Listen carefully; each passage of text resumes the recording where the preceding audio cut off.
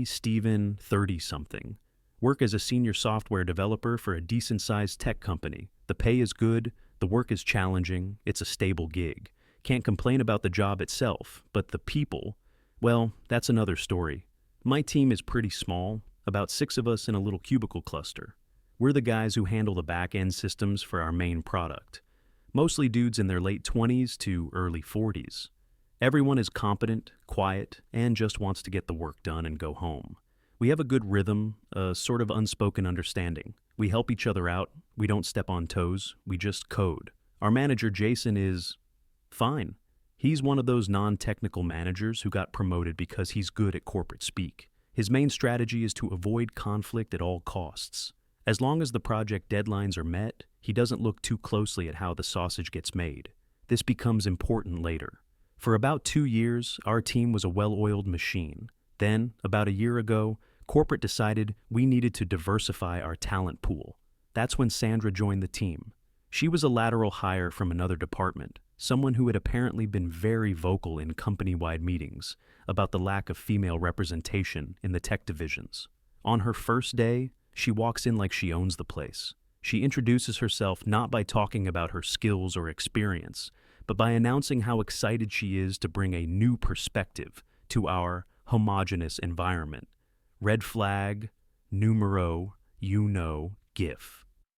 The rest of us just kinda nod and smile, the standard professional welcome. We're not hostile, we just want to see if she can do the work. That's all that matters. It didn't take long to figure out her whole deal. The first week she spent more time decorating her cubicle with inspirational posters than learning our code base. Posters with slogans like, "A woman's place is in the revolution," and "Smash the patriarchy." Whatever, you do you. Just pull your weight. The first real problem started a few weeks in. We were working on a system update, and she was assigned a relatively simple module. Basically just writing a script to automate some data transfers. An intern could have done it in a day. After 2 days of her staring intently at her screen and sighing dramatically every 5 minutes, she rolls her chair over to my desk. She's got this flustered look on her face, like she's just been wrestling a bear. She explains that she's having trouble with the rigid logic of the scripting language. She says her brain is more wired for holistic, creative problem solving, not this kind of linear, masculine thinking. I'm just sitting there, blinking. My brain is trying to process what she just said. Did she really just gender a programming language? But I'm a team player, right? So I tell her to show me what she's got. I look at her code. It's a complete mess. Basic syntax errors everywhere. Instead of pointing that out, which would probably trigger some kind of HR incident, I just start fixing it. I walk her through the logic, step by step. She's not really listening. She's nodding along, but her eyes are glazed over. She's more interested in telling me how the whole system is unnecessarily complex and designed by men, for men. I spend a solid hour debugging her 10 lines of code. Finally, it works. She claps her hands together and says, "See, we did it. Teamwork. I did it. I did all of it." She then sends an email to Jason, our manager, CCing the whole team, praising my collaborative spirit, and talking about how great it is when male colleagues act as allies to help women overcome systemic barriers in tech. Jason replies with a, "Great to see this kind of teamwork." I just felt dirty. Like I'd been used in some weird corporate psychodrama. That was the beginning of the pattern. Every time Sandra was assigned a task that required actual technical skill, the same performance would play out. She'd struggle loudly, talk about how her unique skill set wasn't being properly utilized, and then enlist one of the guys to collaborate with her. We all took turns being the designated ally. Nobody wanted to, but nobody wanted to be the guy who said no and got branded as not a team player, or worse. It was easier to just do her work for her and get back to our own. Jason never noticed or never wanted to notice. Her name was on the finished module, so in his mind, she did the work. It got worse. She started getting involved in things beyond our team. She joined the company's Diversity and Inclusion Committee. Suddenly, she was an expert on workplace culture. During our team meetings, she would constantly interrupt technical discussions to inject some commentary about the unconscious bias in our project planning. One time, we were debating the merits of 2 different database technologies. A purely technical discussion about performance, scalability, and cost. Sandra raises her hand and, with a very serious expression, asks if we've considered how our choice might perpetuate a culture of exclusion. We all just stared at her. She went on a 5-minute tangent about how one of the technologies was developed by a company with an all-male board, and choosing it would be sending the wrong message. Jason, of course, nods thoughtfully and says, "That's a very valuable perspective, Sandra. Thank you for raising that." We wasted 15 minutes on that. We ended up choosing the superior technology anyway, but the incident left a bad taste in everyone's mouth. It felt like we couldn't even do our jobs without walking through a minefield of her personal politics. The real kicker was how she handled any kind of physical task. About 6 months into her tenure, we got a new server rack delivered. It was a big, heavy piece of equipment that needed to be moved from the loading dock to our server room. A few of us got together to move it. Sandra sees us getting ready to lift it and lets out a little laugh. She says something like, "Oh, I'll leave you boys to do the heavy lifting. I just get in the way." Then she winks and says, "Don't want to break a nail." And she just walks away to get a coffee. Nobody said a word. We just moved the rack. But I remember looking at my colleague, a guy named Mark, and we just shared a look of pure, unadulterated, "Are you kidding me?" Here's a woman who lectures us weekly about gender equality, about how she's just as capable as any man. But the second an actual physical task comes up, she plays the damsel in distress card and makes jokes about it. The hypocrisy was stunning. Her requests for help started becoming more brazen. She stopped even pretending to try first. She'd just assign her work to us, disguised as a question. "Hey, Steven, I'm working on the API integration for the new client. Can you handle the authentication token part? You know that stuff so much better than I do." It wasn't a request, it was a delegation, and she did it to everyone. We were effectively doing the work of 6 people, while she, the 6th member, acted as some kind of project manager, moral compass, who didn't produce any actual code. Things came to a head during one particularly brutal quarter. We were all working late, trying to hit a major deadline for a product launch. The stress was high, people were canceling plans, coming in on weekends. Everyone except Sandra. On the Thursday before the launch, with the whole team running on fumes, she sends an email to Jason and the team. Subject: prioritizing mental health. The email explained that she was feeling overwhelmed by the high-pressure, male-dominated energy of the office and needed to take a mental health day on Friday to recharge her feminine energy. She literally used the phrase feminine energy. She ended the email by saying she had full confidence that the team could carry the project over the finish line without her. We were speechless. She was bailing on us the day before the most critical deadline of the year, and she framed it in a way that made it impossible to object. If you question her mental health day, you're an insensitive monster who doesn't care about well-being. Jason, terrified of an HR complaint, immediately replied, "Of course, Sandra, take all the time you need. Your health comes first."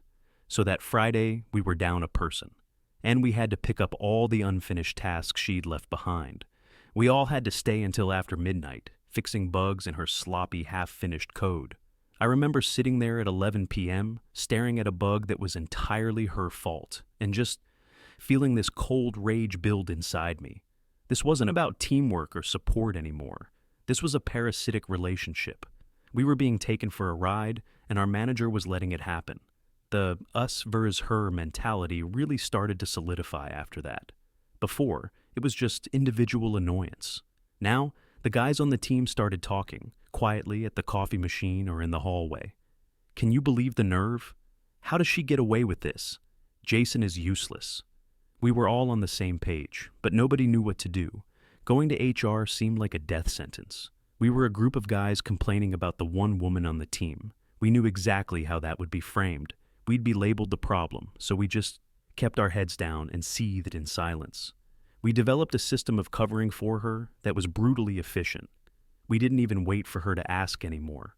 We'd see what tasks were assigned to her, and we'd just proactively divide them up amongst ourselves.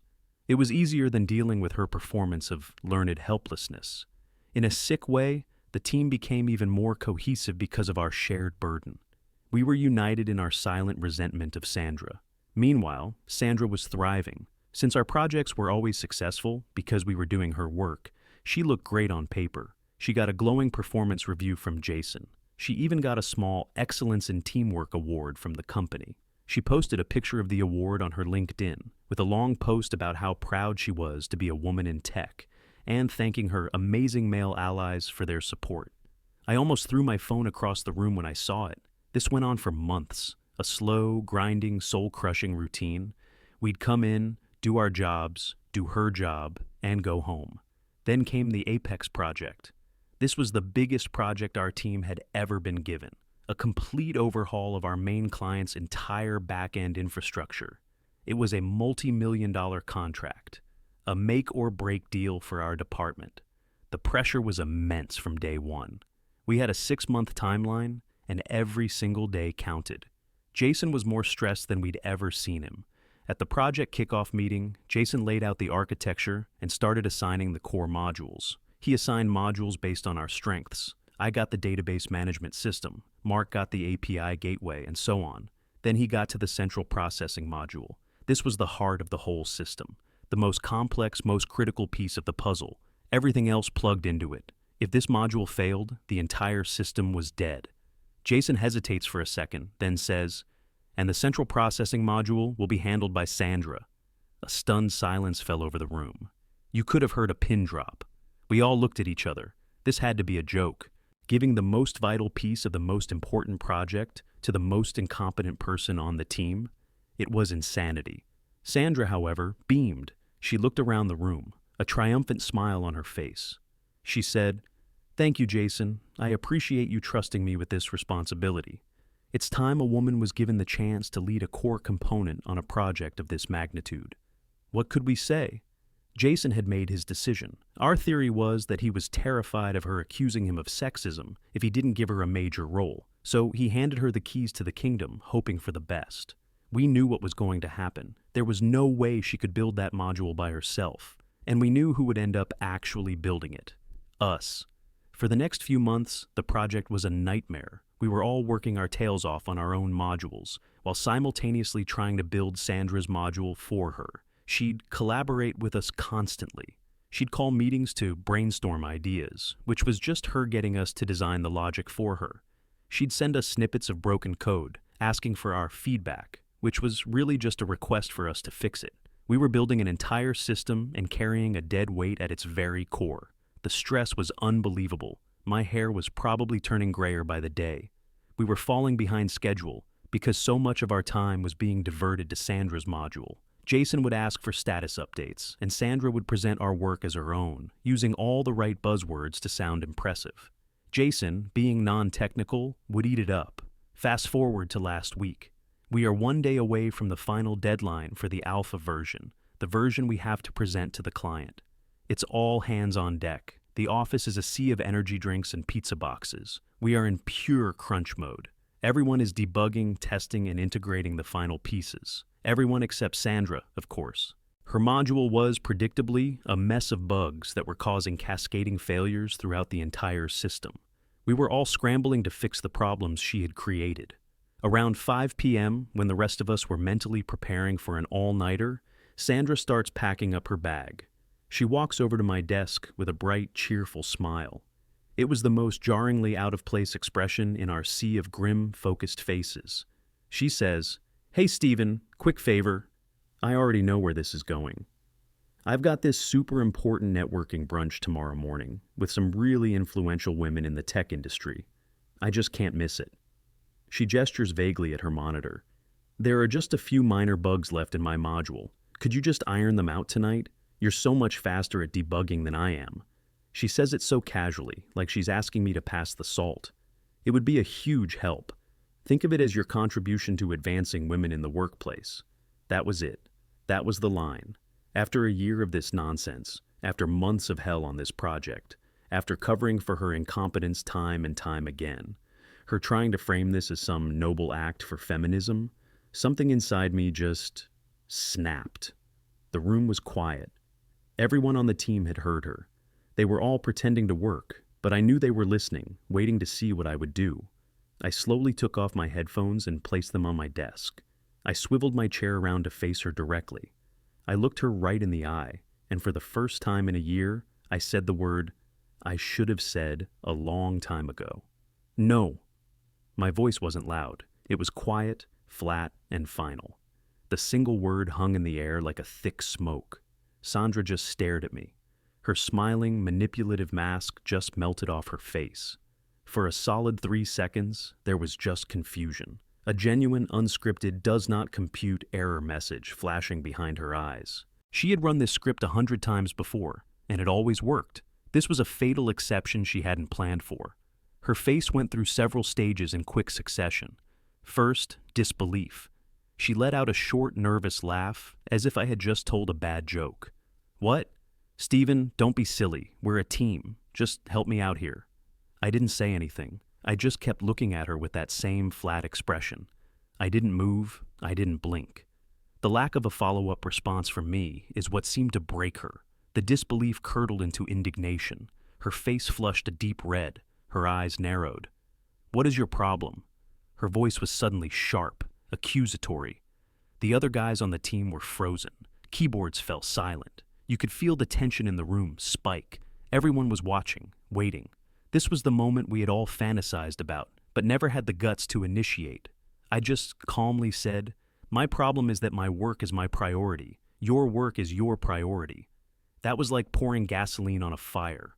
Her voice started to rise, gaining that shrill lecturing tone she used in meetings.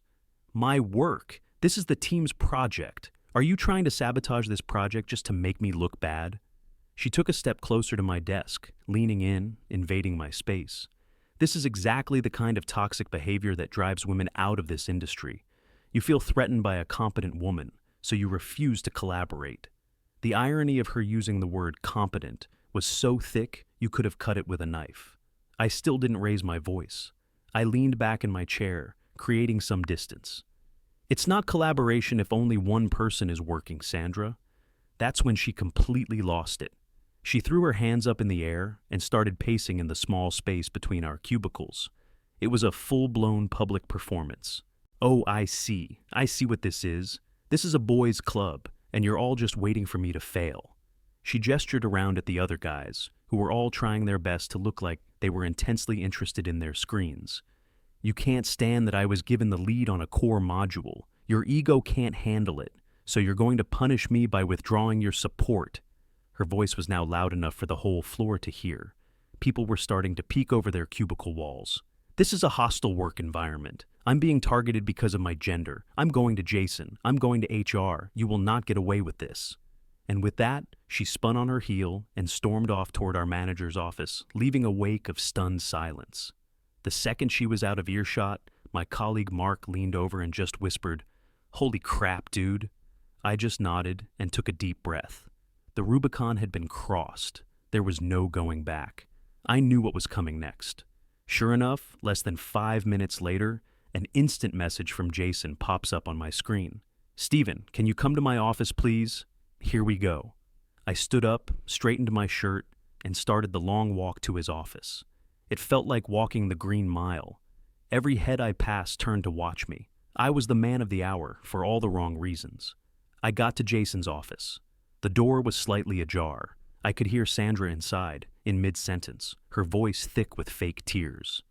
And he just looked at me with this cold, hateful expression. I've never felt so intimidated in my life. He's trying to force me out. I knocked lightly on the doorframe. Jason looked up, and his face was a mask of pure stress. He looked like a man who just wanted to be anywhere else in the world. "Stephen, come in. Close the door." I stepped inside. Sandra was sitting in the chair opposite his desk, dabbing at her dry eyes with a tissue. She shot me a look of pure venom. I took the other chair, leaving a polite distance between us. Jason cleared his throat and started in on what was clearly a pre-rehearsed, HR-approved script. "Stephen," he began, trying to sound authoritative but just sounding tired. "Sandra has brought a very serious issue to my attention. She feels that you are creating an uncooperative and hostile atmosphere for her on the team." He paused, as if expecting me to immediately apologize and beg for forgiveness. I just waited. He continued. "She says you flat out refused to assist her with a critical component of the Apex project, right before a major deadline. That's not the kind of teamwork we value here." Sandra chimed in, her voice dripping with victimhood. He wants to see me fail, Jason. He's been undermining me for months. Jason looked back at me, his expression pleading. He just wanted me to make this go away. Stephen, whatever personal issues you have, you need to put them aside for the good of the project. We're a team. I need you to go out there and help Sandra finish her module. I took a moment before I spoke. I let the silence hang in the air. I looked at Jason, then I looked at Sandra, then I looked back at Jason. I understand the seriousness of the situation, I said, my voice even and calm. And you're right, this isn't about personal issues. It's about professional conduct and project integrity. Sandra scoffed, but I ignored her. I did not refuse to assist Sandra, I continued. I refused to do her work for her. And there's a very significant difference. Jason started to interrupt, but I held up a hand. Before you say anything else, I think it's important that you have the full context here. This isn't an isolated incident. This is a pattern of behavior that has been going on for a year. I pulled out my phone. I started making notes a while back, just for my own sanity. I think now is a good time to share them. Sandra's eyes widened. This was not part of her plan. Jason just looked confused. I unlocked my phone and opened my notes app. Let's start with a few examples from this project alone. On August 14th, 2 days before the security audit for the new database, Sandra was tasked with implementing the encryption protocols. At 4 p.m., she declared she was ethically uncomfortable, working with what she called data surveillance technology, and left for the day. Mark and I stayed until 3 a.m. to write and implement the code from scratch so our entire project wouldn't be flagged as a security risk. I looked up from my phone. Jason was listening now. Sandra was glaring. On September 3rd, Sandra was supposed to deliver the initial build for the user authentication service. Instead, she called a 2-hour ideation session, where she had the rest of us whiteboard the entire architecture for her. She contributed nothing but buzzwords like synergy and paradigm shift. We designed it. She took the design and presented it as her own. Sandra sputtered, "That's not true. It was a collaborative effort." I continued as if she hadn't spoken. On September 22nd, when the system was crashing due to a memory leak, it was traced back to her module. She insisted the problem was not her code, but a systemic bias in the compiler. It took me half a day to find her bug. It was a basic rookie mistake, a variable left uninitialized. I scrolled down on my phone.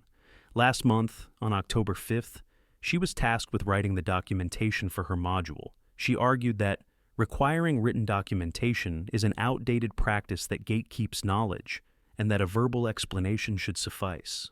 The rest of the team had to write it for her on a Saturday so we would meet the client's requirements. I looked directly at Jason. This has happened on every project she's been a part of. She uses a shield of corporate-approved social justice language to deflect from her own incompetence and offload her responsibilities onto the rest of us. We have been carrying her for a year, Jason. We have been doing her job in addition to our own to keep these projects from failing. I paused, letting the weight of my words sink in. The room was dead silent except for the faint hum of the air conditioning. Jason looked pale. He was no longer looking at me like an employee to be managed, but like a man who was just realizing his house was on fire. Sandra tried one last desperate gambit. The tears started flowing for real this time. "He's twisting everything," she sobbed. "He's collecting evidence against me. This is a witch hunt. I'm a woman in a male-dominated space. Of course I need more support. They should be helping me. Instead, they're creating a dossier to get me fired. This is unbelievable." I put my phone away. "This isn't a witch hunt, Sandra," I said, my voice still calm, but now with an edge of steel. "This is an intervention." I turned my full attention to her. "You came into this team talking about equality. You lecture us about it in every meeting. You demand equal pay, equal respect, and equal opportunities. And you know what? You're right. You should have all of those things." I leaned forward slightly. "We all agree you are our equal. We see you as a completely capable professional developer, just like any of us. And because we respect you as an equal, we are no longer going to insult you by assuming you can't handle your own responsibilities." Her crying stopped. She was just staring at me, mouth slightly open. "From now on, you get to enjoy the full experience of equality on this team. You will be expected to complete your own tasks, debug your own code, and meet your own deadlines, just like the rest of us. We will no longer patronize you by doing your work for you. We are finally going to give you the equality you've been demanding. I finished with, welcome to the team. Silence. Absolute deafening silence. I had taken her entire ideological framework and turned it back on her. I had used her own words, her own stated beliefs, as the justification for my actions. She had no response. What could she say? That she didn't want equality? That she actually wanted special treatment? She just sat there, defeated. The puppet master with all her strings cut. Jason looked back and forth between us. He ran a hand through his thinning hair. I could see the gears turning in his head. On one hand, a crying woman making accusations of a hostile work environment. That's HR's worst nightmare. On the other hand, a senior developer who had just presented a calm, logical, and fact-based account of systemic incompetence that was jeopardizing a multi-million-dollar project. And he had implied that the entire team felt the same way. If he pushed me, he risked a mutiny. The entire project would collapse. He made his decision. He cleared his throat and looked at Sandra. His tone was different now. All the fake sympathy was gone. It was just the flat voice of a manager facing a problem. Sandra, he said, you are the owner of the central processing module. The deadline is tomorrow. You need to ensure your component is fully functional and integrated by then. Her head snapped up. But I need support. He has to... Steven needs to work on his own module, Jason cut her off. As does everyone else on the team. This is your responsibility. Get it done. The finality in his voice was unmistakable. The case was closed. Sandra looked at me one last time. If looks could kill, I'd be a pile of ash. Then she stood up, shoulders slumped, and walked out of the office without another word. Jason just looked at me and sighed. A deep, weary sigh. Don't let this project be late, Steven, was all he said. It won't be, I replied. I stood up and walked out of his office, leaving him to contemplate the mess he had allowed to fester. When I got back to my desk, no one said a word. No one looked at me. But the atmosphere had changed. The oppressive tension was gone, replaced by a quiet, focused energy. Everyone was typing furiously, working with a renewed sense of purpose. I sat down and put my headphones on. For the first time in a year, I could focus entirely on my own work. I saw Sandra at her desk out of the corner of my eye. She was just sitting there, staring at her screen, not typing. She looked lost. The rest of the evening was a blur of coding. We all worked late, but it was different. It was productive. We were a team again. Sandra stayed too. She tried to work. A couple of times, she would start to get up, as if to ask for help. But then she'd see all of us completely engrossed in our work, ignoring her, and she would sink back into her chair. She was completely and utterly alone, adrift in a sea of her own incompetence. Around 10 p.m., I overheard her on the phone, her voice a hushed, frantic whisper. I don't know what to do. It's not working. No, they won't help me. It was a strangely satisfying sound. The next morning, we all came in early to run the final integration tests. Sandra was already there. She looked like she hadn't slept at all. Her desk was littered with empty coffee cups. The moment of truth arrived. We merged all of our completed modules into the main branch. Then, we merged Sandra's, and we ran the build. It failed, catastrophically. Over 500 compilation errors, all originating from her module. It was a complete and total disaster. Her code was so broken it was preventing the entire system from even starting. Jason came over, his face grim. He looked at the screen full of red error messages. He looked at Sandra. What is this? She just mumbled. I don't know. There must be a problem with the system. Mark, our lead architect, just shook his head. No, the problem is here, he said, pointing at the screen. The code is fundamentally broken.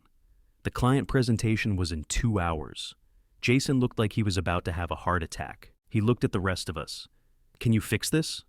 We all just looked at him. Finally, I spoke up. We can. But we're going to have to rip out her entire module and replace it with the backup prototype we built a month ago. It's not perfect, but it works.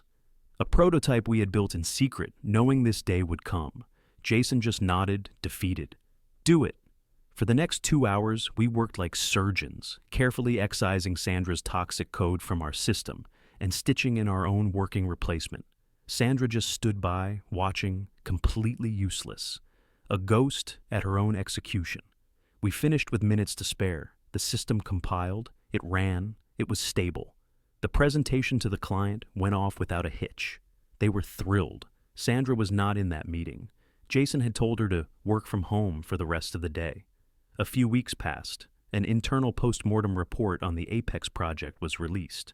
It was a dry corporate document, but the message was clear. It detailed the critical failure of a key module and the last-minute heroics of the team to salvage the project. It didn't name names, but everyone knew. The following Monday, Sandra's desk was empty. An email went out from Jason announcing that Sandra had decided to transition to a new role in the marketing department, where her communication skills could be better utilized. We never saw her again. The team is back to how it used to be, quiet, efficient, and professional. The work is still hard, but it doesn't feel draining anymore. A few days ago, Mark stopped by my desk on his way out. He just clapped me on the shoulder and said, "Hey, thanks." That's all he needed to say. I just nodded. And for the first time in a very long time, I left work feeling like I had actually accomplished something. Justice, I guess, is just another word for things finally being put back in their proper order.